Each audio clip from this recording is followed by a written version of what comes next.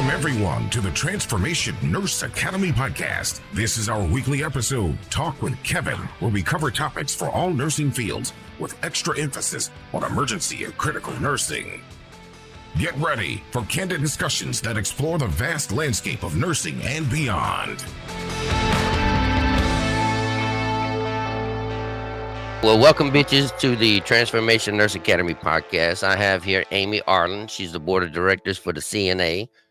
And if you can see on her shirt, she's also part of the National Nurses United. That's right. So, Amy, how did you first become involved in nursing, and what inspired you to take on the role of union representative? Nursing actually wasn't my first choice. I was a pre-med student and was 17 and was pregnant with my first child. And in my very first class at a private university college, the professor told me women didn't belong in his class unless we were there to take our nursing biology classes. And I told him I was a pre-med student to be a doctor. And he said, nah, I don't think so. He ended up, he flunked me. He flunked me, and I moved on to nursing school. Did he really flunk you? Yes, he did. Oh, that's some bullshit. So, wait a minute. I got to back up because you said unless you took biology classes, you should have told me you already knew biology because you were pregnant. Yeah, See? 17. And look, 17. So you just told me don't take away your naivety, but look, I'm very savvy, Amy. I'm very savvy. All right. So can you share some insights into the current state of unionization among healthcare professionals nationally? Nationally, right now, I think nurses have had enough, and they are calling us up, asking us to help them and give them the tools that they need to get the union in their workplace. We've had hospitals, like a very small hospital with only 90 nurses in northern Maine, that just recently joined. We've had people from South Carolina, Texas, Wichita, Kansas, New Orleans, Louisiana. A hospital in New Orleans is the very first hospital to join a union in the South. So we've taken the summer of the union and just spread it, and that's what I'm doing. I'm trying to give people the tools that they need. The union is not some third party that can come in and fix your workplace for you. You have to bring it. Right. So let me ask you this, though. Have you heard about the recent issues in Massachusetts with those hospitals going bankrupt? There's like, I don't remember the name of the organization, but it's like a corporation of hospitals, but there's like 3 or 4 that are on the brink of bankruptcy. What do you think about that? Well, and here's the thing. They say that they're bankrupt, but have you seen this gobbling up, right, of smaller hospitals that are supposedly struggling, hurting, but most of them are rural hospitals, or they're hospitals in low-income neighborhoods. These big corporate healthcare organizations are buying them up and closing them on purpose. It's a way to bottleneck all of those patients, the ones that they want. Right? They can pick and choose their patients then and send them in an ambulance to the nicer hospital, the newer facility, the one that has all of the tech and the latest innovations. But what they're really doing is taking healthcare away from the poorest people that need it the most. Like the one here in Madera? Like the one here in Madera. That was done intentionally. Yeah. All right. So what are the key challenges that nurses and healthcare professionals face in the absence of a union? The key challenge in an absence of the union is that the nurses do not have the skills that they need to collectively organize. I mean, the only way that you push back on anything when it's wrong in your workplace is collectively all getting together and saying, here's the issue, you've got to fix it, and you've got to go to the management who's responsible for that. Without that union organization and help and support, nurses just don't have the tools they need to make that happen in a non-union organization. Even though they do have the power, they just don't know how to use it. I'm going to talk about that because one of the things I think you don't really notice is the union. When you talk about the tools, they go through probably people like you who are in charge and the people who have time. They go through the Nurse Practice Act and the rules and the regulations, and then they can put them in a format that nurses at the bedside that are part of the union can use now. Because right now, nurses don't have a clue. Because have you seen the Nurses Practice Act and the Title 22? Like, it's all spread out, right? And geeks like me read that shit, but most nurses, the average nurse doesn't have time to read it, or maybe the desire, and so they're kind of lost in what they can and can't do and can't say. So I get that. All right. So in your experience, how has unionizing local hospitals positively impact the working conditions for nurses and healthcare staff and patients? Well, you think about it. If a hospital decides, or the group of nurses inside of a hospital decide that they want to talk to the union, immediately what happens is, everybody suddenly starts getting raises. You get pizza parties. They start throwing these little bonuses at you saying, here, you don't want the union. And that should automatically just send off all of those red flags that's exactly why you want them there. But what it does, even if the union doesn't come in, think about here in Fresno, especially in our own backyard, there's only one unionized hospital and 5 hospitals that are not. What do those other hospitals have to do to maintain their competitiveness and to keep the nurses there? They've got to raise, their pay. They've got to make it a better place to work. They have to do something to compete with that one union hospital, or that one union hospital is going to poach all of their best workers because of the pay. Yeah, but I don't think that's worked out as quite as well as we think, because it's hard. For one, it's hard to get into Kaiser here, and 2, all these other hospitals haven't really raised their rates that much. I'm not going to mention names or anything, but there is a local hospital. She works in a step down unit, and she says they're always overguided until state comes in. Mm-hmm. Sorry, once state comes in, then they're back in the ratios. So that's what I told her. I said, then why is that when state's there, they're magically in ratios, but when state leaves, they're not? And I said, that's because you as a nurse, and I don't mean you, Amy, but her as the nurse won't speak up and say, I'm not doing that shit. Right. We have enforceable law here in California. And, it's just like speeding on a highway. We know that there are laws against it. But, if you're in a hurry and you got places to be and things to do, you're going to break that law a little bit. Everyone does. And what happens is, it's only when the cop pulls you over and enforces that law that you're in trouble. It's the same with ratios, right? We have a ratio law there. And every single hospital, not just Kaiser because it's union, every hospital is supposed to uphold those ratios regardless. They're going to lie and tell you they have a waiver, but you as the nurse have a license to protect that patient, and you have a law that you're supposed to be enforcing. Right. If your ratio is 1 nurse to 4, and by the way, ratios are nurse to patient. So you say the nurse part first, then you say the patient part. So if you have 1 nurse to 4 patients, but you, the nurse, are taking 5 or 6 or 7, who's making you do that? Nope. Is it your fear? Is it your fear of management? Is it your fear of losing your job? Is it your fear of killing one of those 5, 6, 7 people? Because guess what happens when they come for your license?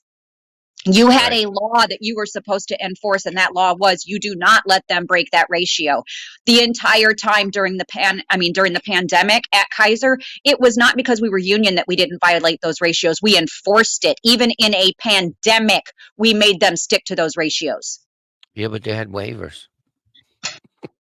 Yeah, well, let me tell you about those waivers. They were stapled up 60 feet high up on a tower that you had to climb a ladder to see, and then you're violating all of the safety, laws. Is that true? Is that really true? Is that true? Yes, I love that. That is a true story. I got to tell you, I have pictures of it. They even put it on Kai's letterhead instead of the state. Hey, Amy, you got your waiver. It's just up there about 60 feet in the sky, and you have to get the ladder, which is out inside in the Connex way down the road. Yeah, but they got their waiver, and I told them they had to put it on paper, so they did. They printed it on paper, and they posted it. I love that shit. I know it's not funny now, but it wasn't funny then, but it's fucking funny now. It is. It's hilarious. People don't believe that stuff. They think it's made up story, but it's not. All right. So, are there any specific examples where the union has successfully advocated for improved benefits or policies for healthcare professionals? I think the one that I'm most proud of, and it's the most recent one that I can give you an example of, is we spent years trying to get a law passed here in California about surgical plume smoke. Oh, yeah, you told me about that, yeah. What a danger it is. And I'm telling you, I had to go to Sacramento, I think 7 years in a row, to go talk to these people and bang my head against that brick wall to make them understand how simple of a fix it was. All they had to do was make a law and tell the hospital, go get the equipment and put it in place. And guess what? magically this year, we finally got it. And so now every hospital has to put the equipment in their operating rooms to clear the surgical plume from burning human tissue that makes all of us nurses in that operating room sick. So it is not that it's a kind of a moot point, but it's just a curiosity of mine. Is equipment that expensive? It doesn't matter if it's expensive No, or I not. know. That's what I said. I know Yes. I know that, but I'm just Is me it personally, expensive? Kevin. Yes, it's All right. expensive. I'm sure that that's exactly going to be the pushback from the hospital industry, is that now they're going to say, well, it's too expensive and we can't afford it right now. So we're going to try to, push it Well, off a little bit, right. That's delay what it. That's what I'm wondering, because I'm wondering what it costs and if that's going to be the reason they use to say they don't want Hmm. to do that. So the Yeah. rest of you got homework: surgical plumes. Even I've never heard of that, but I'm gonna look that shit up now. All right. So, what advice would you give to the nurses considering the possibility of unionizing their workplace? Call me. That's advice number one. Or call anybody that works at a union facility and start asking questions, because you got to understand, your boss has you captive 8, 10, 12 hours a day under a dome. You're under the cone of silence. They're not going to let anybody from the union come in and I talk like to that. you. Why is that? Because obviously they don't want you getting information from me, right? They only want you to hear the one side of it. And so if you want information on what the union is all about, go to the nationalnursesunited.org website. You can go to calnurses.org website, which is our state branch. And yeah, Well, reach out, call somebody, go look online. There are resources there for you to ask your questions. which website did you want them to go to? Nationalnursesunited.org, National all one word, National Nurses united.org. United.org. Or you can go to Is it California, HTTPS? I'm sure probably. www dot. Here, watch this. Just for you. Look at that right here. Look at there. Right there. Look at that. Boom, right Check there. it out. Look, You it's see it? scrolling. NationalNursesUnited.org. There you go. All Yes, right. that is So, the umbrella organization that will help you get all of the tools that you need to organize in your facility. all right. So, how does the union address concerns related to workload, job security, and fair compensation for nurses?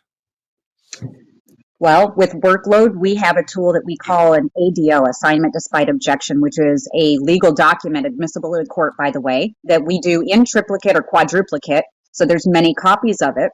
But it's not just documenting, because as a nurse, if you don't document it, it didn't happen, right? So Right. that is what that form is for, is it triggers right then, the second you start that form, to say, hey, management, we got a problem here. This workload is not right. Either this nurse is getting smashed with their assignment while I'm sitting here doing a whole lot of nothing but twiddling my thumbs, right? And we need to fix Right. that. Or there's not enough of us. You need more of us on the floor helping out with these patients. If they do fix the problem and they get you the staff you need, well, then you tear up your form and you go about your merry way. 99% of the time, you do not get what you need, and you continue documenting on that form the time, the date, who you notified, and we have a chain of command. You call up to the next level and say, hey, we still don't have what we need. We're drowning here. Help us out. And then if by the end of the shift you still don't get what you need, you file that form with your PPC, which is a professional practice committee of nurses at the bedside in your hospital, representing on the floor levels. You get to go fight with management and say, hey, look, we've got 20 of these from the same floor this month. What's going on? This is a trend. You need to do something.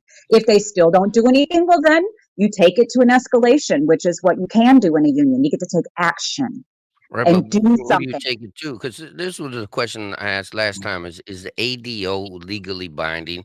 And it may be legally binding for the nurse in the hospital, but if a patient were to die, God forbid, or get hurt, and we subpoenaed the ADO, is it really going to make a difference in court? Is it going to help protect the nurse's license? And that was a question I was asked from a legal expert. Yes. Because, But that and I'm is, not trying to argue with you because I'm not a union person. I've never worked in a union. I didn't even know what an ADO was until you brought her. But she's saying that the ADO is not going to help us in court. But I don't know that to be true. it actually, we've used it. I mean, and I don't say court. When you work in a union shop, what we do is arbitration, which is the legal path that we have. I got you. I get that, but that's for the nurses to the hospital. But what if a patient was harmed or killed and you guys had to go to court, would the ADO help us in court? That's what I We could, yeah, the nurse can supply a copy of that ADO if they kept their copy to say, hey, Oh, look, this has the name of the yeah. manager that I So you reported to. so you This get to has the keep name one. of the director that I called at 1 a.m. Oh, and reported to. This has the name of every nurse on it that was there that shift. So you can call and subpoena them to testify. So, yeah, I think yeah. it's a pretty strong Okay. document. All right. It I didn't also know has you. it also has the copies of the Title 22 language on the very back side of it for the nurse to go by and quote the law that protects them. Yeah, I like that. See, I didn't know that you got to keep a copy of it as a nurse. That's good. We keep I we like keep it that. in what we call the forever file. Every nurse at my hospital has a file in their filing cabinet that they keep those Yeah, because if it gets lost forever, somewhere magically, yeah, because if it gets lost magically somewhere, like then we're the one. in a shredder, or Right. yeah, they All right. change That's bosses good. and they carry their whole case of Okay. them out with Yeah. them. Yeah, All right. I got that. Well, at least you and get the the union copy. keeps a copy on file too. The PPC keeps a copy forever, and so the union actually has archives of these. All right. All right. That's fair enough. That's good. All right. So, can you elaborate on the collaborative efforts between the National Nurses Union and the local chapters to address industry-wide issues? So, what is the NNU doing to help us nationwide? And I don't want to spoil it, but we talked about this last time, Well, local chapter would be what I am. I am the board of directors for California Nurses Association. and that's like So that falls under the NNU. it falls under the NNU umbrella, right? The NNU is our national affiliation, and NNU actually also belongs to the AFL-CIO. That's right. So we PFLC. we are with all of the other labor unions in the United States too. So Yeah, but that is what. there was something you told me last time that you also went where Oh, God only knows where last time. globally. You're Oh, the global global. now, Oh, yeah. In October, we had the Global Nurses United conference. We actually have, I think, more than 25 countries that now participate in our global umbrella. And we had delegates that came from all of those countries. And it was actually during the October 7th bombing in Gaza that we had some of our delegates from those countries that had to emergently leave the delegation. But right? it was really an eye opener to find out how nurses actually come together and try to fight for their nursing practice and their patients in other countries where unions don't exist. Right. Well, we have a hard time here getting unions to exist because people are afraid or they get put into the cone of silence. I like that. I'm gonna use that one now. It's true though. It's true. They're so scared. Like this person I've been talking to, they're so scared. Like don't tell anybody offline because I don't want to get fired or get in trouble and stuff. So they got people so intimidated to speak up. Well, and People. there's horror stories because it has happened, right, in other facilities in the area that have tried in the past, and so they use those what I call urban legends, and the employers perpetuate that, like, don't even try it. You saw what happened the last time. Look at what Right. happened over there at that one hospital that I think you work at now, Right. that No, we I got tried you. 3 times, Well, right? look, So that look, that look at is what that I know. fear. I know a person who works for a union hospital that who got to beat the shit out of and went through the ringer themselves. Yeah, Is that not I know true? one of those. I All know one right. of those, Me and too. could have become a hater, but instead became Yeah. Yeah, the I got goat. you. All right. So, what role does a union play in negotiating contracts to ensure fair and equitable terms for healthcare professionals? Well, again, hi, it's me. I'm the problem. It's me.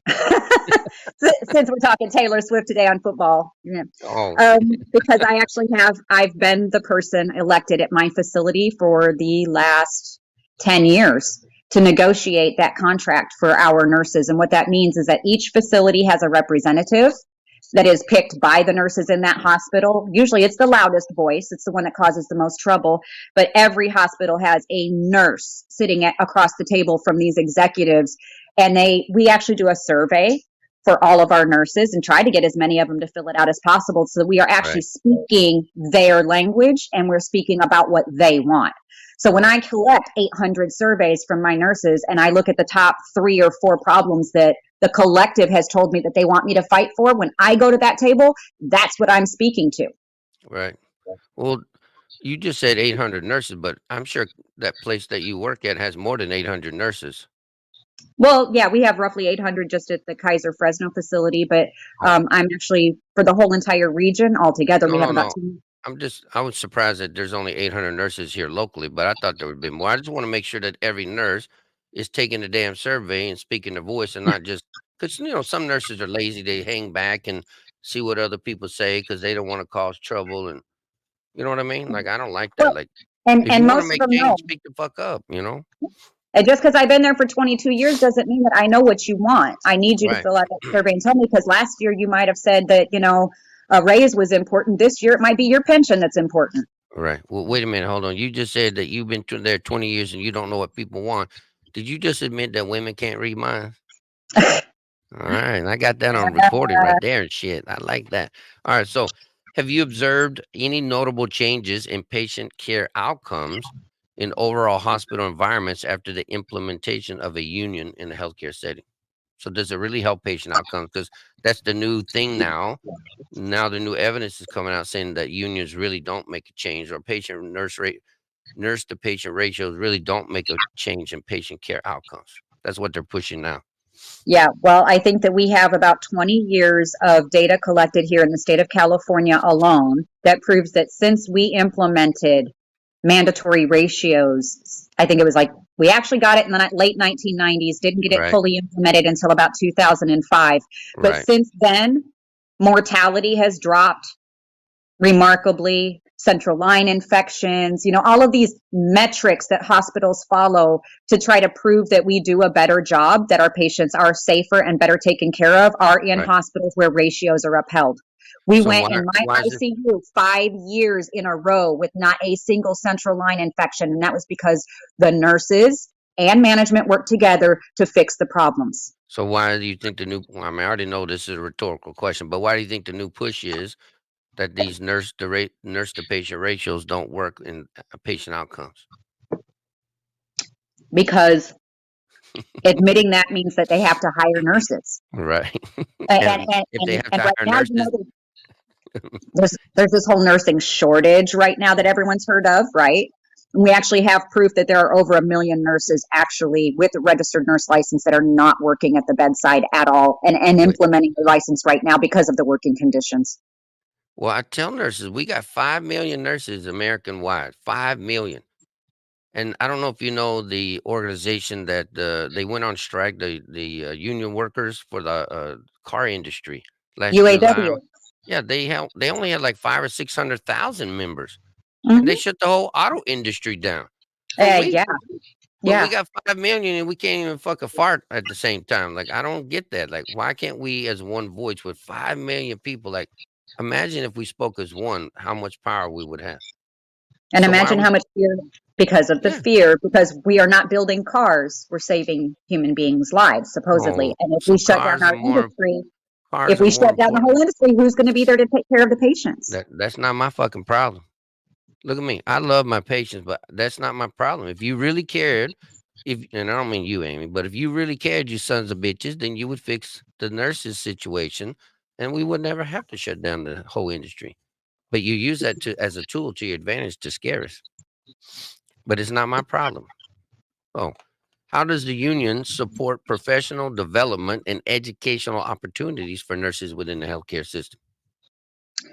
Built into every single one of our contracts, education is key, because we know that ongoing continuous education for nurses is the only way that we keep up with this healthcare system and what it's trying to do to our profession. They Right. would love to replace every single one of us with a machine, with a computer, with AI technology. Look at all of the robot stuff that is slowly replacing us. You get doc in a Yeah. box instead of a real doctor. You don't Right. get to actually sign in anymore with a real secretary. They want you to like just touch the little computer pad. They're removing the human beings from healthcare, and you cannot have healthcare without human beings in it. Well, they've already started replacing housekeeping with robots who clean the hospitals. In Security robots. security robots in Japan, which I imagine they have them here too. I just haven't seen them yet. But Oh in yeah, we Japan, had them in LA. They look like little Daleks from Doctor Who running around the parking lot. All you had to no, do was stick a post-it note on the camera to blind him. no. But this is in Japan. They have robot nurses who take care of the patients and lift patients. Mm-hmm. So I mean, and then in most hospitals now they have tele-strokes. You're having a stroke, your camera comes up and the doctor's looking at you Exactly. through a camera. Through a camera. Yeah. So I mean, and so the nurse, all we do now is adjust the camera for the doctor. Are we back to being the handmaidens again? Oh yeah, the cart doesn't move that way, so move your doc in a box over to the left. I can't see the exactly, patient. That's exactly what I'm what we doing. did. I'm taking That's care of ex- that. That's exactly what I did the other day with my stroke patient. They say, "Hey, can you tell the patient to move with the left hand?" I'm like, "You're on the fucking camera. Why don't you tell her? She can hear your ass." I mean, if I'm doing the assessment, do I get paid for this shit? Like, I'm not the damn doctor, but exactly what it was. It was crazy. I don't know how that's. I don't know how that's accurate care. Because if a nurse did that, what would happen to us? Ugh, Right. See, you know what happens. You know what I happens. know what would happen. That's right. All right. So, since we're on the education, I do want to talk about this because it's one thing I love about Kaiser is they have like programs where if you're an MA, they'll send you to LVN school. If you're LVN, they'll send you to RN school. Not only do they pay, not only do they pay your pay, they pay for the damn school. So, what other facilities in the valley do that? That's what I love about it. Now, I just shouldn't say Kaiser. The union is the one that writes it into the contract. I know it's going to make you crazy because I said that. No, it doesn't make it crazy. Look, her fucking veins bulging from her eyes because I keep using the K word instead of the U word. Well, the reason why is because the way I I look know. at it is that a lot of those hospitals that are pushing the clinical ladder right now, as we call it, um, they really want to push those advanced degrees. And a lot of that really has nothing to do with anything other than either the hospital's trying to gain magnet status I know. or Funding, money. or it's a debt trap. And that's the other thing that the union Oh, tries yeah. to avoid, right? Because they lure you in by saying, oh yeah, we're going to help pay for school. Well, they don't pay for all of it. They only Right, pay for some of it, which really is right, nothing for them because it's peanuts. But for you, going into debt $20,000-$30,000 for the next 4 years, for what? You're not going to get a promotion at the end of this. And right. they'll dangle it in front of you that yes, they have a job for you. But then we've had so many nurses that have fallen for that trap and gone back to school to get their NP license or their master's for some Right, reason because they were lured into the idea that they were going to get some kind of better job, higher right, pay, or that being a magnet hospital was going to somehow magically make life better for them. And now they've got these great big huge debts that now they've got to try to get reimbursement from a national reimbursement right. company that they've third partied to. Well, So it's not is all that fun and the magnet games. status helps the hospital because it helps them get more funding, but it doesn't really do much for the It doesn't nurse. trickle down. It doesn't Do you trickle think it down. That's trickles down true. to us? No. No, because that's one of my biggest things. I won't mention the school, but I'm very, very passionate about this. It's a private school. All the LVNs go to it. They spend 30, 40 grand, and they all tell me the same thing. I feel like I taught myself. But then Mm-hmm. some of them get suckered into going to the RN program in the same school. They wind up out of school with $100,000 in debt. I'm like, you're never going to pay that shit off. No, Like, it's indentured servitude. yeah, You I'm are like, now strapped to a debt and you are a slave to your job. You can never enjoy the work you do if that's the case. right. You're always going to be working to pay off that debt. Right. Because you're going to be you're going to work more to pay off the debt. And then you're going to go on vacation and then you didn't pay the debt. So now you owe more debt. Like it's a vicious cycle and It stuff. is It a really cycle, is. and they do. So many of us get stuck in it, especially if they start gigging you out, right? Gig work. Right. If you're having to work 2 or 3 jobs just to pay all of those bills, that's gig work, right? Not just that, but then you're not paying attention what the fuck's going on in the rest of the world. And then you're about to get fucked. Yes, I know. and it makes it a whole lot easier to target nurses that way. Yeah, I tell people that, but they don't listen to me because I'm a dude. Maybe they'll listen to you. All right, so it's true though. All right, so what challenges have you encountered in advocating for unionization, and how have you overcome them? I Oh, already know this answer, but no, I'm gonna give you some fun stories. I'm gonna give you some that you probably have never oh, heard. all right, I was trying to unionize a major hospital on the East Coast in the city of Baltimore. I won't tell you the name of this yes, prestigious fine. hospital, Mhm. but they actually captured a picture of me somehow when I was visiting their cafeteria and put it up at all of the security desks throughout this whole entire major campus. So I actually had a mug shot in Wait, wait, Baltimore. I need a Of fucking copy me. of this. Yeah, I need a copy of this so we can I post wish I it. could have gotten my hands on it because that was cool. And then there was another time that I was trying to help out a hospital in LA area. I won't name it. It was a Catholic healthcare system that we were trying to organize, and they actually put my face on a poster and said Fresno doesn't matter. Oh And shit. that one I actually kept, and I have it laminated somewhere at the office because what they were saying was we had fought for equal pay for equal work. I Right. don't know if anyone remembers, but way back in the day, if you worked here in the Central Valley, you got paid like I get a I fourth. started at I started at like 15 or 16 bucks an hour when I first moved to the valley. Right. And You got paid I like a had fourth 10 of what you got patients paid in each. a day. Yeah, I had 10 patients or more. Right. And so what Yeah. we fought for over the decades was if I do the same exact job in my OR for Kaiser here as an OR in San Francisco does, and my patient has to pay the same premiums for their health care here as they do at that San Francisco hospital, how come I don't get paid the same? And so 'Cause it cost of took us living's about not 20 years 'cause of cost contract negotiations, but we got equal pay for equal work. because the cost of living in San Francisco is more expensive than here, so you don't deserve that pay. That's what they tried to tell us, but we Of got rid course, of tiered that's what they say, wages. right? Of course, that's what they're gonna tell us. Hmm. But if we're dumb enough to believe it, then I don't know. Sometimes I feel like we deserve what we get because we won't speak the hell up. Yeah. It's a true story. I got 16 bucks an hour, maybe 15, but it wasn't more than 16. And I had 10 patients on med surge. Sometimes they'd push it to 17. And when I would complain to my supervisor, I'm like, 17 seems an awful lot. And he would say, "You're too young of a nurse. Just shut up and go back to work." When I started off in Kentucky, I was making $11 an hour Oh, with my shit. bachelor's degree in the year 2000. Well, if you That go wasn't to that long ago. And I had 25 patients with one care tech or one LVN to help me, pass meds or bathe my patients. But yeah, one nurse to 25. So when I got one to 8, when I got moved here to California, you I thought you I died make a and lot gone to more than heaven, right? $11. I think people don't realize this. Even today is 2024. If you go to these other states, and I don't know this for a fact because I haven't talked to people in a while, but I would bet I would bet money on it. If you go to Florida, Texas, Louisiana, all these southern states, I guarantee that nurses are probably in the RNs, even with the badges, are probably not making more than 25 bucks an hour. Nope. That's probably the top pay there, and I don't know that. So if you are from those areas, share it because I can almost guarantee you that that's what they're still getting paid today. And they don't have ratios. Like Hmm. sometimes in ICU, they're taking 1 to 3, 1 to 4, and getting shit pay. Hmm. And so I get it. Yeah. All right. So, are there specific legislative or policy initiatives that the nurses union is currently focused on to improve working conditions for healthcare professionals? Oh, there's so many. Other than the surgical plume one, are you working on anything else? Well, we're working on a national ratios law. Well, that's what I was talking about. That's the one that they're pushing back, saying that ratios don't work.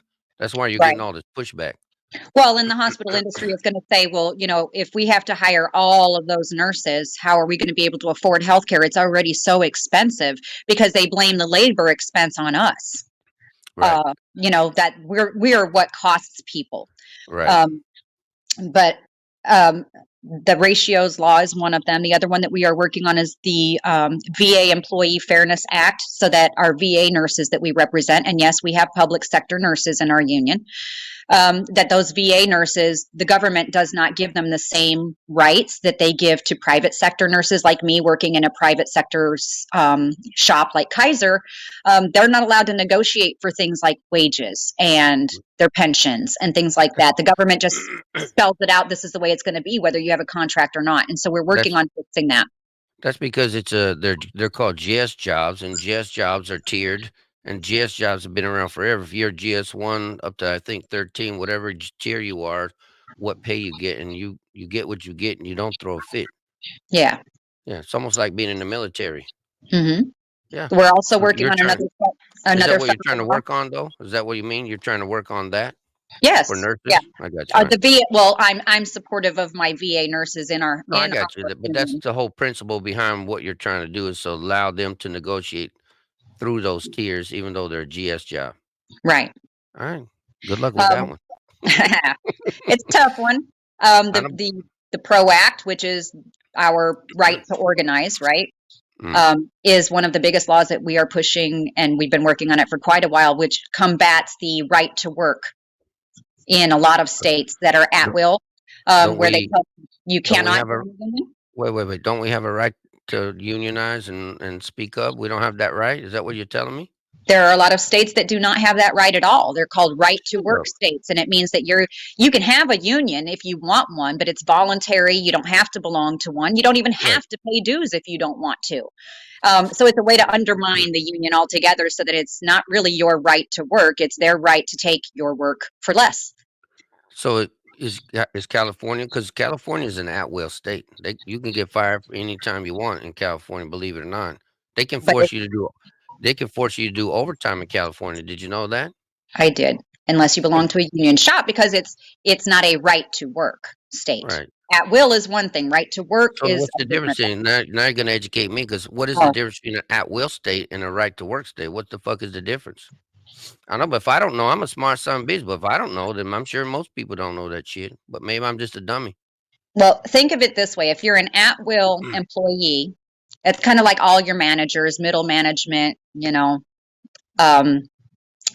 if you work for a company and you are at will, that means that they can fire you for whatever reason they deem necessary. It doesn't have to be for any specific reason. And at the same time, I can fucking quit for any reason. I don't got to give them a 2-week notice. I can just walk the fuck away.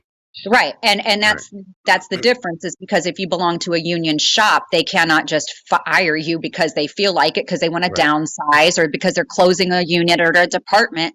They have to have a reason. It's called justification or just culture. There must be a reason for them to fire you. And then you have a whole entire legal right, to bring in your union rep and say, I need to know why I'm in trouble.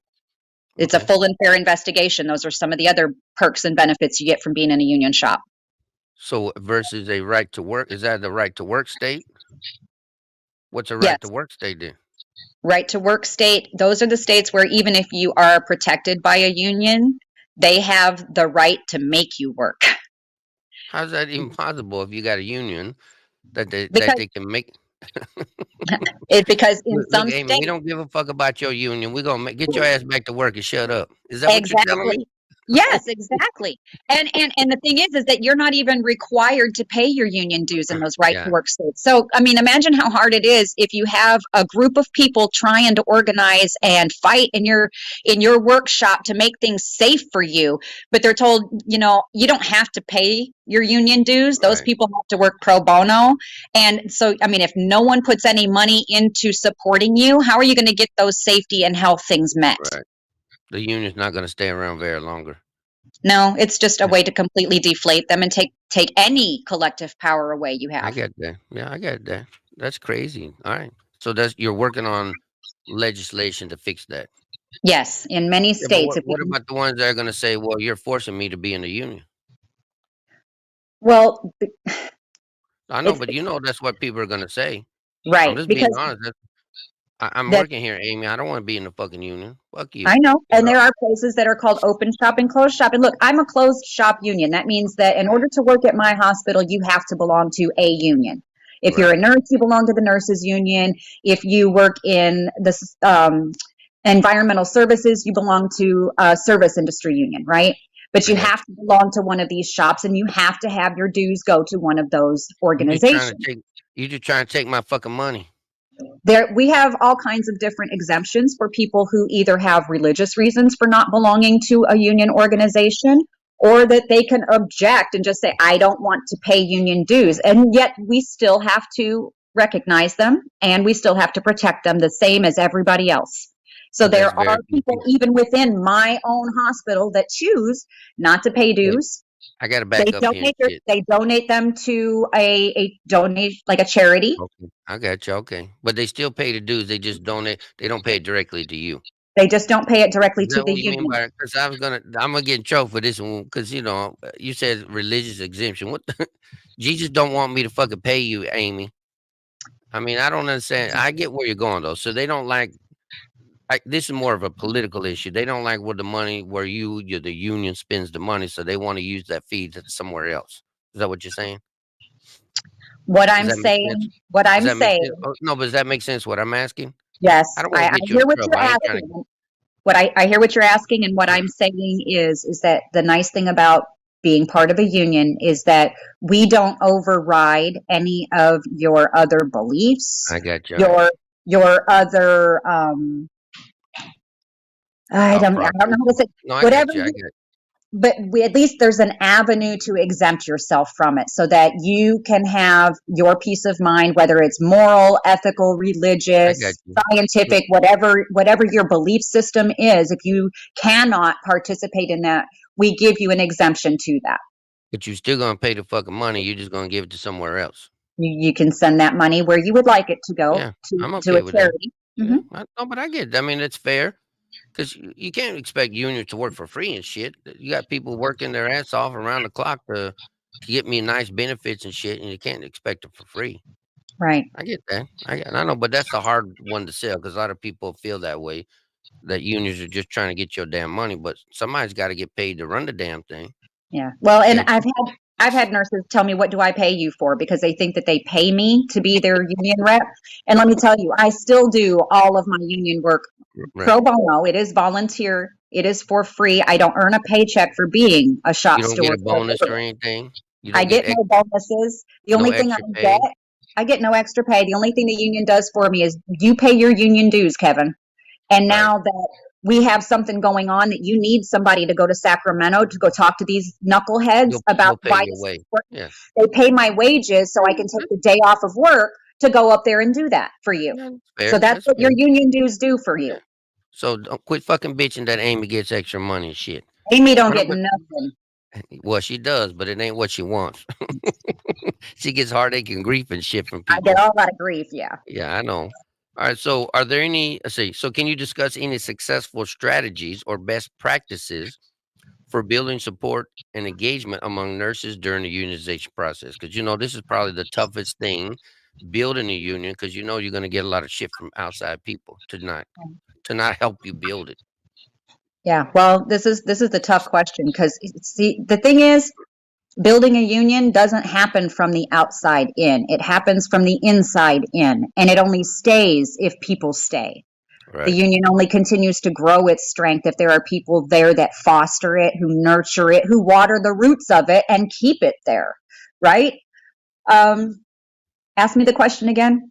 So, well, because no, I got you. Well, just think about it this way. So, you have a big union in Kaiser, and it's been there a while. You guys built a lot of benefits, but how does a hospital that's not Kaiser get the same things you get? Because I know nurses. I'll ask you the question again. So it says, can you discuss any successful strategies or best practices for both building a union and engaging nurses in the unionization process? So how do you help these motherfuckers who are not part of Kaiser to help build their union and keep their union and get the same kind of benefits and protections you guys have? Because they think that the union is going to come in and make that magically happen. That's what their thought process is. Yeah, well, let me ask you this. Does a code team work very well if all of the people on the code team don't know who's on the code team and if they No, have no training?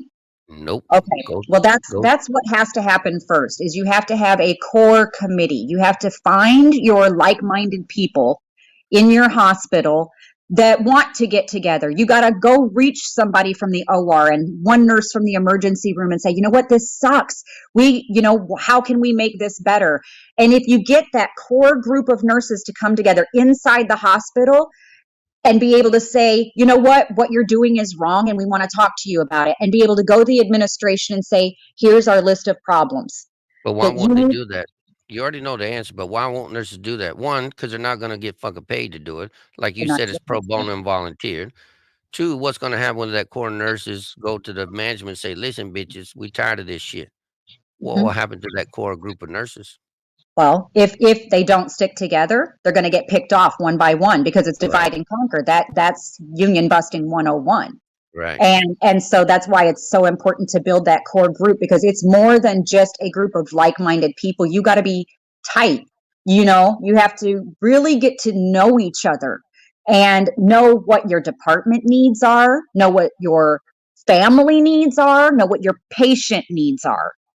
and put those at the forefront and hold each other's hands no matter what, because it's when you come together as a group, that's when you truly are terrifying to management. Right, but it's going to be a tough You're not process for them. intimidating, they're intimidated. Right, but it's going to be a tough process to go through. You got to admit that.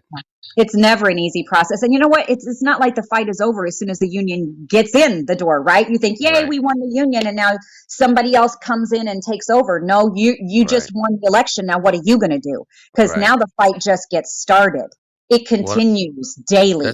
That's what I tell people. They bitch, oh, we don't have this, oh, we don't do this. Then why don't you fucking step up and be the leader and shit? But people don't want to be the leader, because once you get on top, what happens?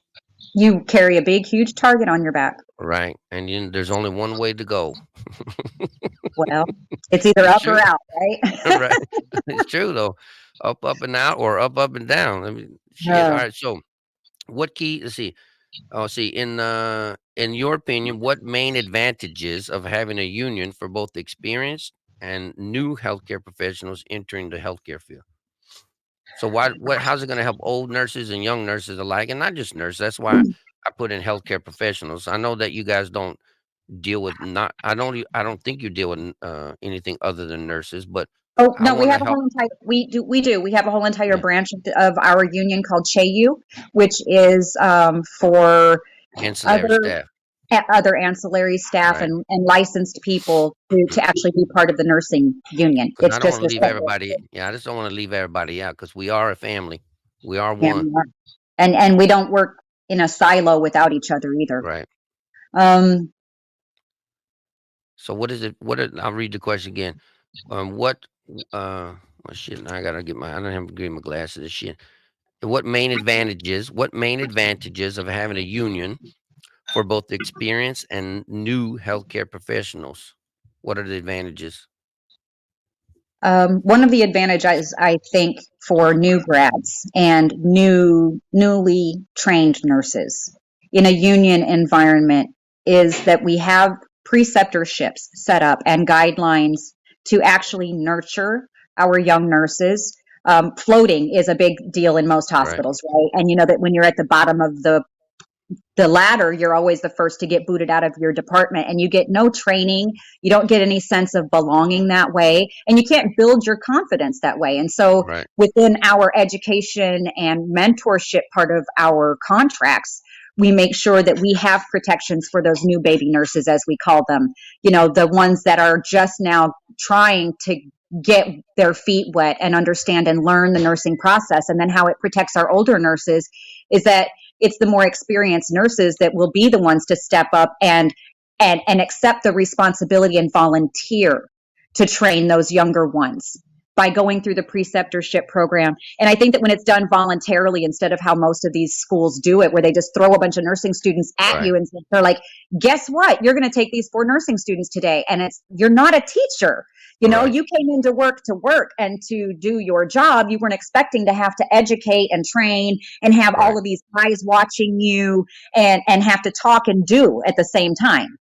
And not get paid anything for it, right? When we have to take students, do you get any extra pay for taking those students? No, they just get thrown on you. And most of the time, you're the newest one on the unit taking the students. I will tell you, the scariest thing I ever witnessed when I was organizing on a campaign was that I went into an ICU at this huge hospital, and the ICU charge nurse was younger than my kids.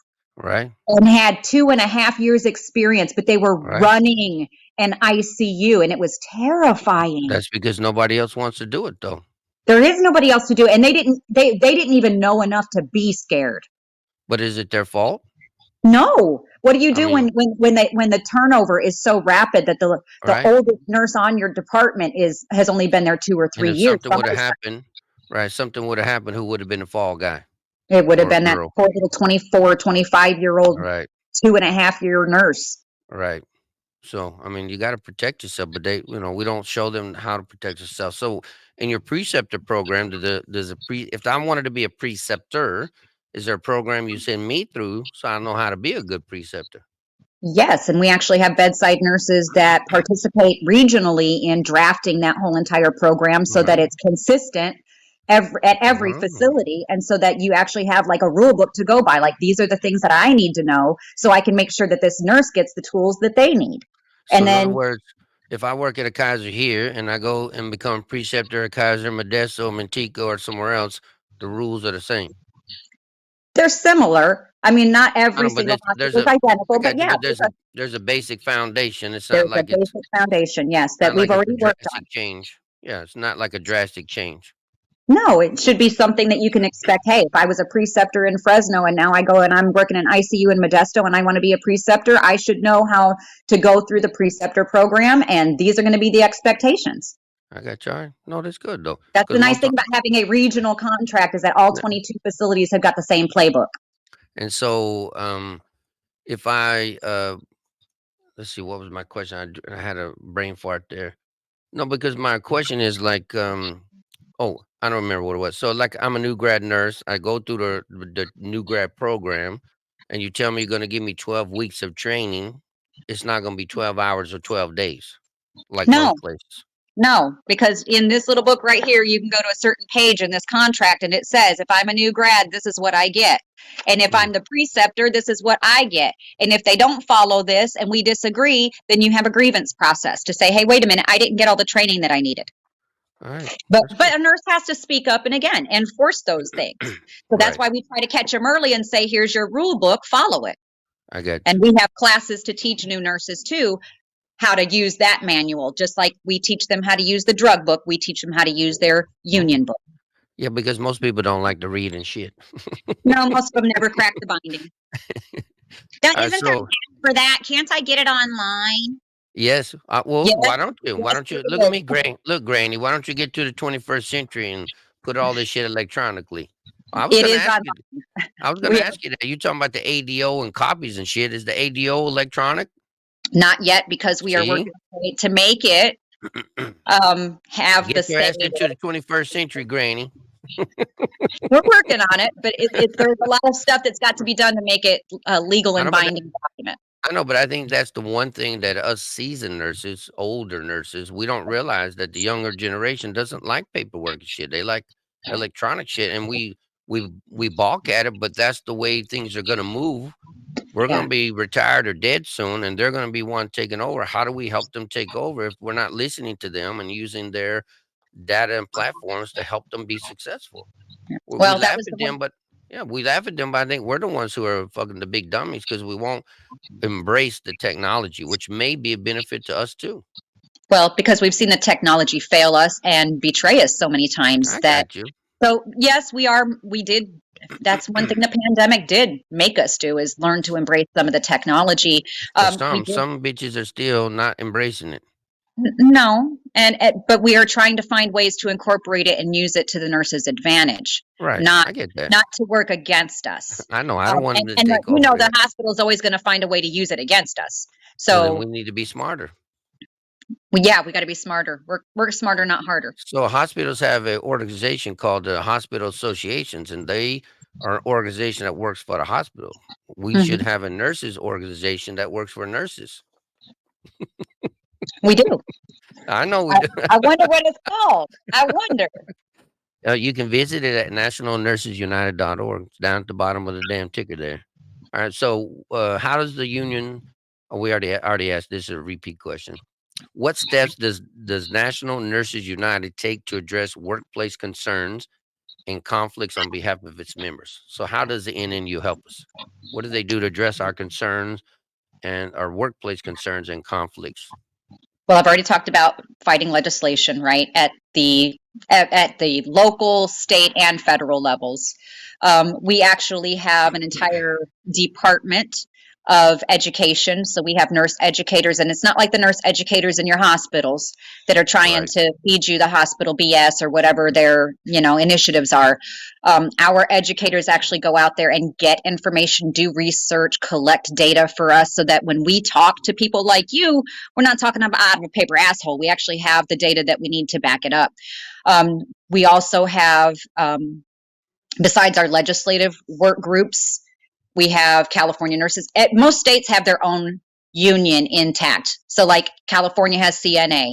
The New York nurses have their NICENA organization, and then they actually affiliate and belong to the umbrella of NNU. And what you get with that is all of those resources that we've spent the last 30 and 40 years compiling.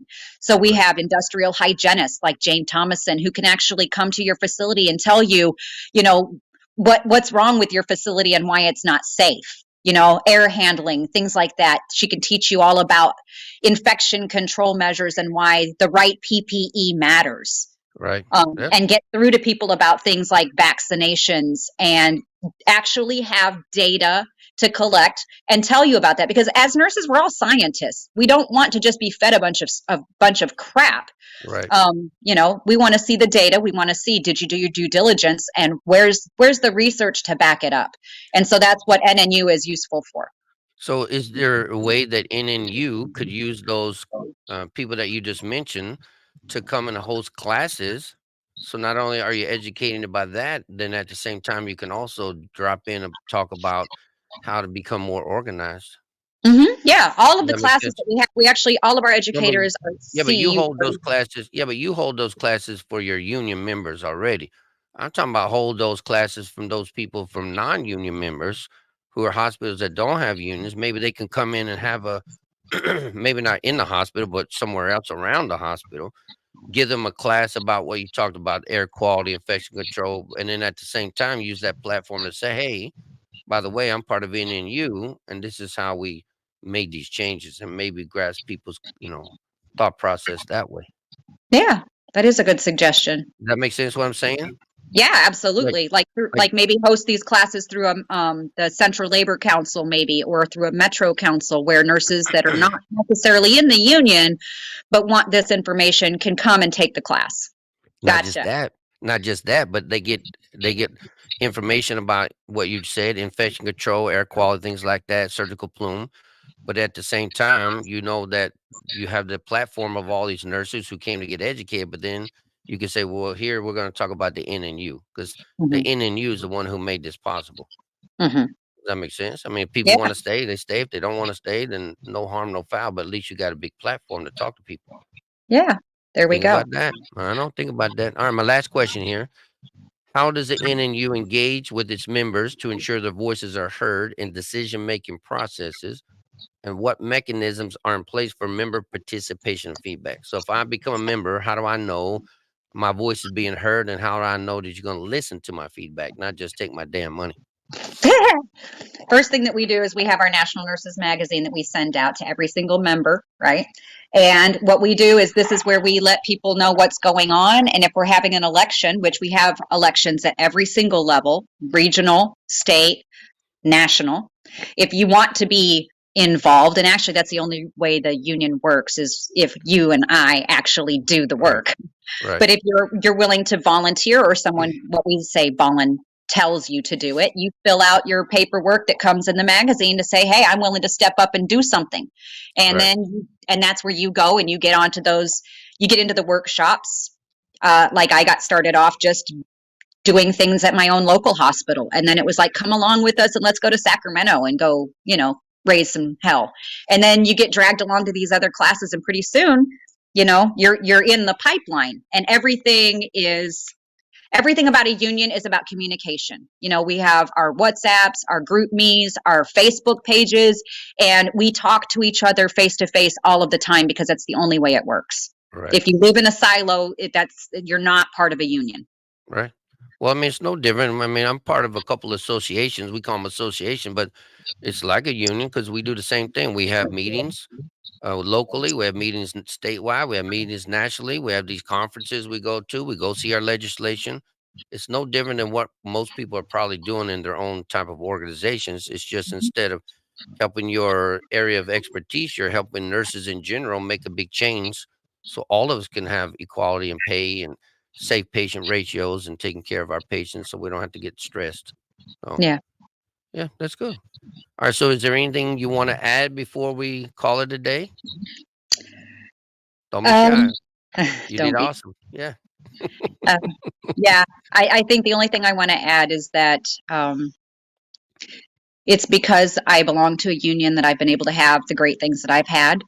I started off, as I told you, as a baby nurse in Kentucky in a very small rural hospital making $11 an hour. I was shy, I was quiet, and I got my feelings hurt very easily. When I moved out here to Fresno, California, and it was luck that landed me at Kaiser, but it was the union that grew me, and helped me grow a spine and a tongue and a backbone, and helped me learn that standing up for other people is how I take care of my community. Right. So I got one last question. How the hell did you get from Kentucky to Fresno? It's not much of a big change. Well, you know what? At that time, I didn't know. But what happened was there was a national nursing Did your husband bring you to Fresno and promise you a rose garden and shit? Actually, it was me that dragged my whole entire family. Oh, shit. That poor bastard. Now my ex-husband. And those children are grown. All right, that's good. But yeah, it was a nurse recruiter that was calling from, I think, Texas, and had been calling. And I told you, I worked in a very small hospital. We only had 25 beds and only 2 phones. And so the phone kept ringing back and forth between those 2 units. And I was the one who ended up picking up the phone. And this guy started talking to me and saying, hey, you want to get out of your current situation? And I said, sure. And he's like, well, tell me, if you could go anywhere in the world, where would you go? And I said, well, anywhere is better than here. And he said, well, then tell me where you wouldn't go. And I said, I will not move to California, and I will not move to Alaska. Oh, but you moved to California. It was Valentine's Day 2000. And my ex-husband, well, he's now my ex-husband, and I were at the airport getting ready to get on a plane to fly to Jacksonville, Arkansas for a job interview. And while I was at the airport, my recruiter called me and said, do not get on that plane. I know that I told you that this job was it, and you told me not California, but just hear me out. So he told me, this hospital out there is willing to pay for the whole entire trip. The ticket's already taken care of. Just go out there. This recruiter had like 4 job interviews lined up for me in the Central Valley. But, Kaiser was the one that was paying for everything. Yeah. And so I came out here for a free 4-day vacation. And I'll tell you, as soon as I saw all of the palm trees and the little cookie cutter houses on McKinley Avenue, I was so happy. I made my ex-husband pull the car over. I hugged the palm tree, and I've never left. I love it. That's good. All right. I mean, it's not bad. I like the Central Valley. I mean, it's nice. You can't. It was very welcoming. Better than Kentucky, right? It was similar to Kentucky until it got hot. Right. Right. But it's not bad. It's all right. Well, I appreciate you, Amy. Again, Amy Arlund, Board of Directors for the CNA here. We appreciate you taking the time out. Again, if you have any questions, you can always reach out to her on Facebook, Instagram. And if you have any questions about how the unions can support you, just go to nationalnursesunited.org. Or again, just reach out to Amy. All right. Thank you, guys. We appreciate you. Don't miss out. Engage with us weekly. Share your thoughts, and let's transform the nursing landscape together.